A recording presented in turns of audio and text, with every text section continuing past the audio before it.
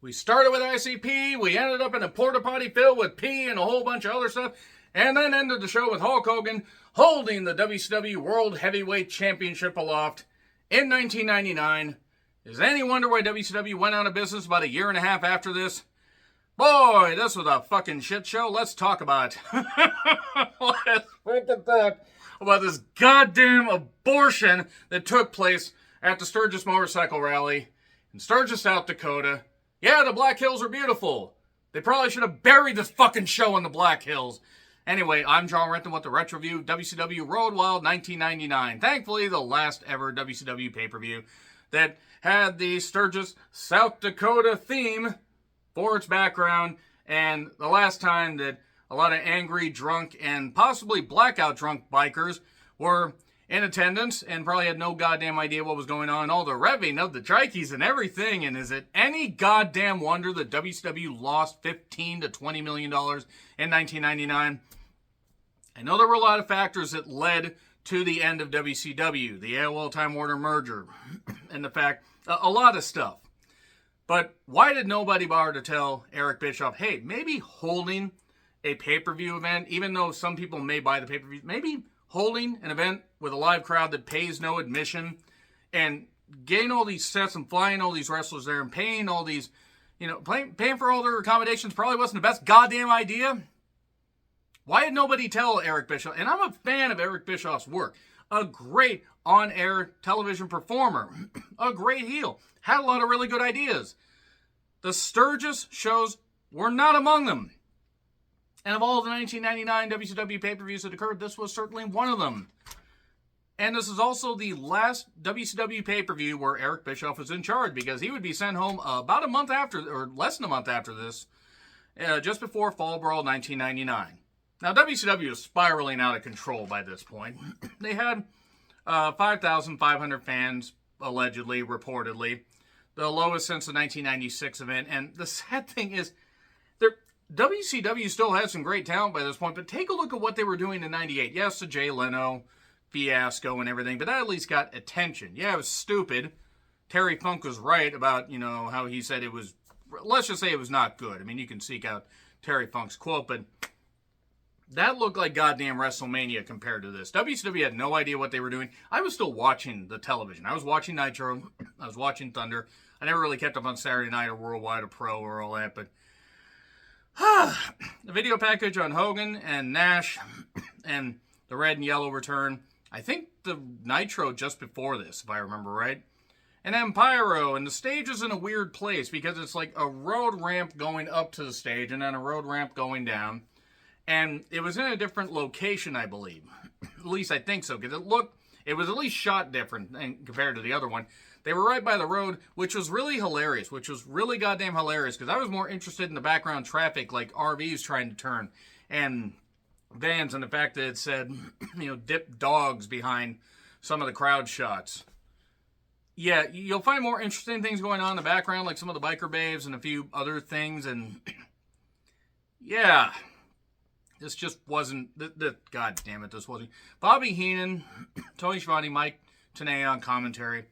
We get a package on the opening match. Kidman, Ray, and Eddie Guerrero against Vampiro and the Insane Clown Posse. No, really, the Insane Clown Posse appeared at SummerSlam the year before this and actually wrestled 2 pay-per-view matches in WCW. I think 2. They may have wrestled more. I don't entirely remember. That being said, Raven was in their corner. Raven would go back to ECW soon after this when he was offered, everybody was just offered a chance to walk out, and Raven's like, fucking, I'm done. I wonder why Eddie Guerrero, along with Benoit, Saturn, and Malenko, left about 5 months after this.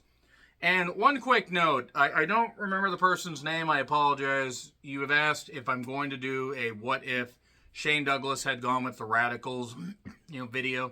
Because Shane Douglas was rumored to, be accompanying them to, when they made their exodus to WWF at the time. I'll get to it at some point. I'm busy doing a lot of projects. I got a few things written down. It's going to be a bit of a long video just because I got to go over the career aspects of every single person involved. But, yeah, Shane Douglas was on this show. More on him later. But This was given 13 minutes almost, and I will give ICP credit. They did take bumps and they tried to, do some good stuff. They weren't really wrestlers and they knew that, but they did what they could. Vampiro hit his nail in the coffin on the floor. This was not good. A shooting star press on one of the ICP members. 1, 2, 3. And then, Raven would bolt for ECW after that. So, now, not the worst opening, but this could have opened a Nitro.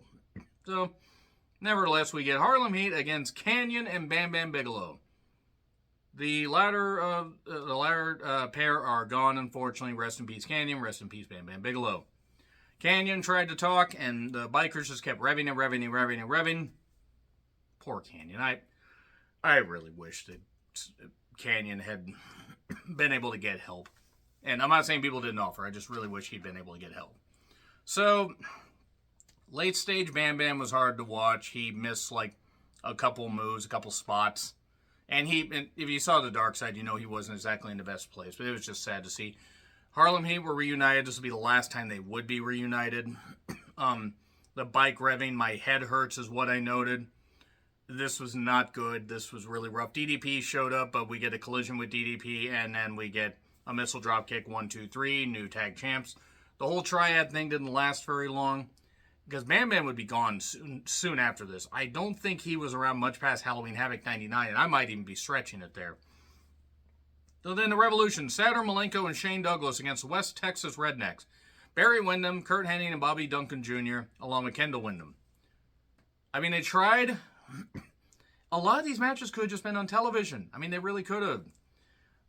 I don't think Bobby Duncan Jr. is an up-and-coming star. He's here, says Bobby Heenan. Unfortunate fact, Bobby Duncan Jr. would die 5 months after this pay-per-view. I think it was the day after Sold Out 2000, because he was gone from the company soon after this. And it was I think it was a fentanyl overdose, according to what I was able to see. And that's really safe. It's 34. So Shane Douglas was 35 at this point and moved like he was 60. Now I know part of it was injuries, a lot of it was personal issues, and it wasn't good. This wasn't good. This was not good.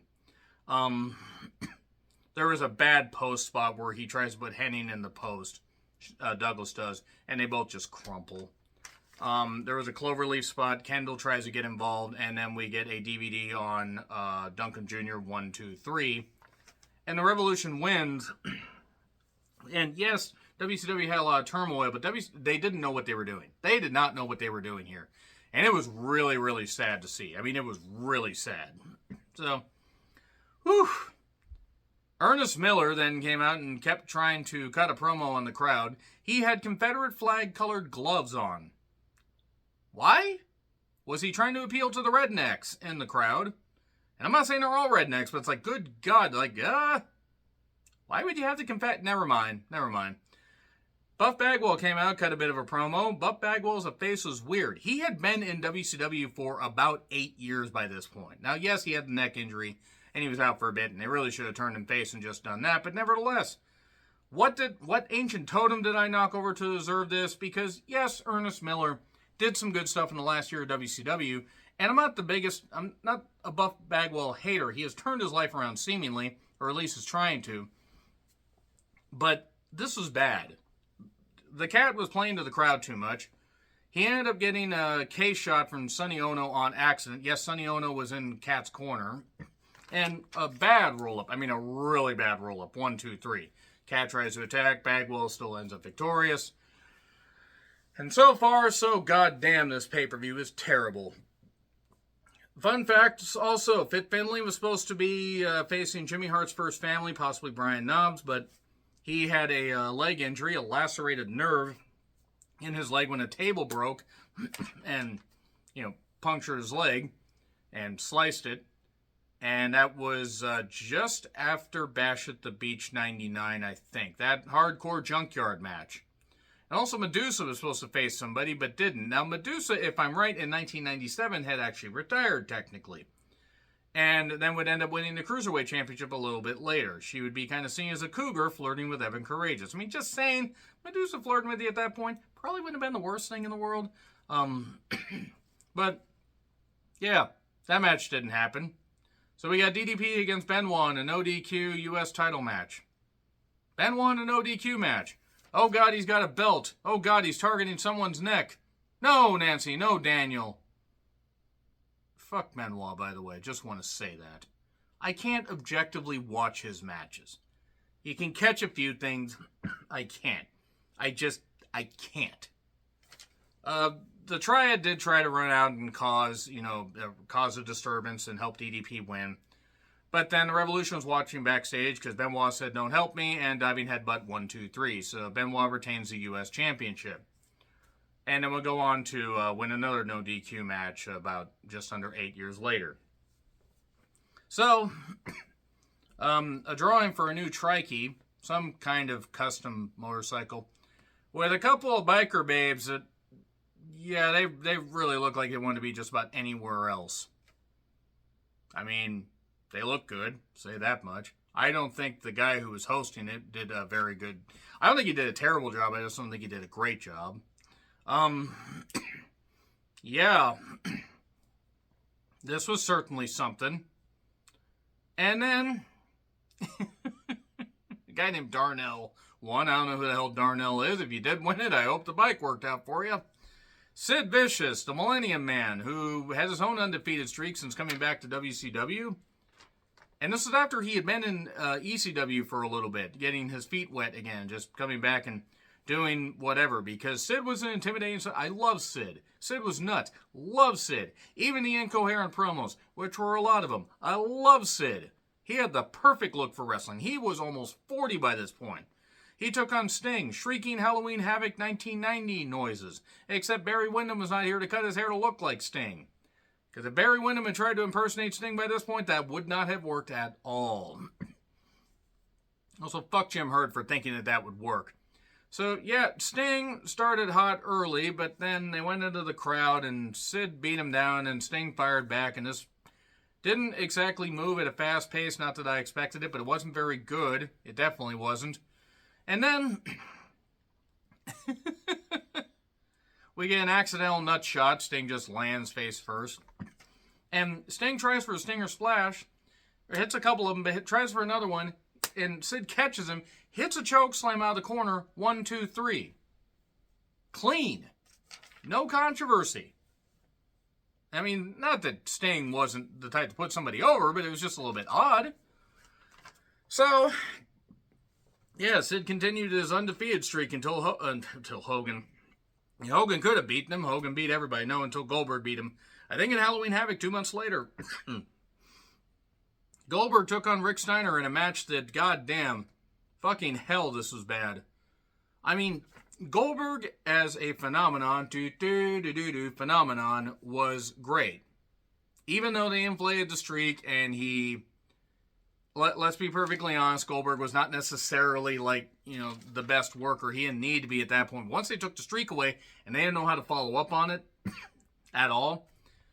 Yes, he has injuries. I think he had that taser ladder match and then ended up taking a little bit of time off to have some kind of rehab. And I know he had a shoulder issue that he had to get addressed sometime later. I think that's why he was done after Sin 2001. It was going to come back until WCW folded.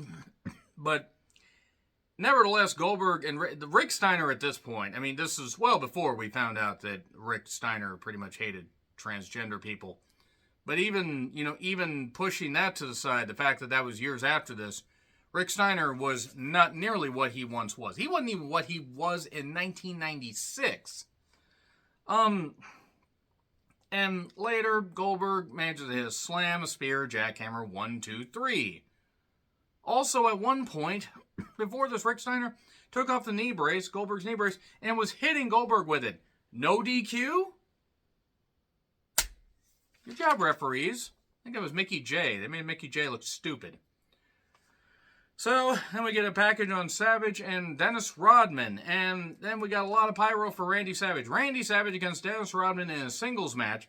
Gorgeous George was not there, except she was going to be there a little bit later because Rodman kept making eyes at her. I mean, not that Gorgeous George wouldn't have hopped around from bed to bed anyway, but nevertheless.